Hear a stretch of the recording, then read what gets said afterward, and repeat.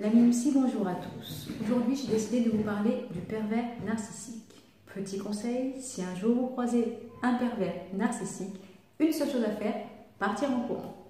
Alors, concernant le pervers narcissique, déjà ce qu'il faut savoir, c'est que cette personne ne s'aime pas.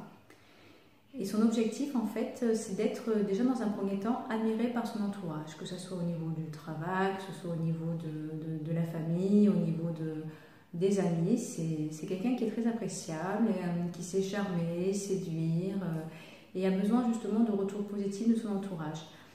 Après, quand il vit une histoire d'amour, son objectif dans un premier temps, c'est d'attirer une personne la plus autonome, généralement, la plus autonome affectivement, pour justement, parce que le challenge est plus grand, la rendre petit à petit de plus en plus dépendante affectivement de lui.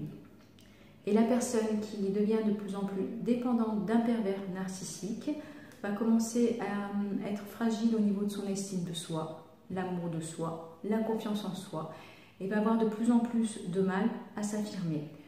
Du coup, petit à petit, jour après jour, elle va commencer à perdre son identité, sa construction identitaire, et penser chaque jour aux besoins de l'autre, afin que l'autre soit au quotidien heureux, satisfait. Et petit à petit, du coup, elle va totalement s'oublier, elle, ses besoins, et va se centrer, en fait, ses pensées, si vous voulez, au quotidien, du matin au soir, en dehors des moments donnés où elle va travailler, où elle va faire autre chose. Et encore, mentalement, si elle pense à autre chose durant ces moments-là donnés, elle va penser justement à son compagnon ou à sa compagne qui est pervers narcissique, pour se demander qu'est-ce que je pourrais faire ce soir pour lui faire du bien, pour la satisfaire, pour qu'elle soit heureuse. En fait, il y a 2 ans de cela, j'ai fait un débat psy sur la violence. Et je voulais vous montrer en fait ce petit dessin que j'avais réalisé par la suite, qui décrit bien ce que je vous ai expliqué en fait. Si vous voulez, vous voyez, ici, c'est la victime. Le bourreau est là, le pervers narcissique. Et à travers différentes violences, il n'y a pas que la violence physique, il y a aussi la violence psychologique et la violence sexuelle. Et à travers ces différentes violences, petit à petit, il va déstructurer, si vous voulez, la construction identitaire de sa victime, de la femme ou de l'homme qu'il aime. Et petit à petit, vous voyez, si vous voulez, le cercle, c'est la construction identitaire de la personne. Et petit à petit, vous voyez, le cercle, il commence à avoir justement des petites coupures à gauche, à droite, justement parce que le pervers va essayer justement de détruire cette construction identitaire, cette bulle identitaire de la personne.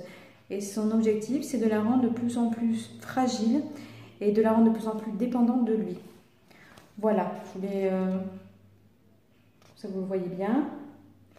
Si jamais vous voulez que je vous l'envoie par mail, n'hésitez pas à m'envoyer un message privé, je vous enverrai par mail ce document. N'hésitez pas à le montrer, à en parler autour de vous, car des pervers narcissiques, il y en a beaucoup.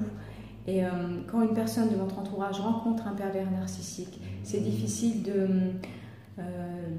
l'amener justement à prendre conscience justement qu'elle est avec un pervers narcissique parce qu'elle en est amoureuse ou il en est amoureux.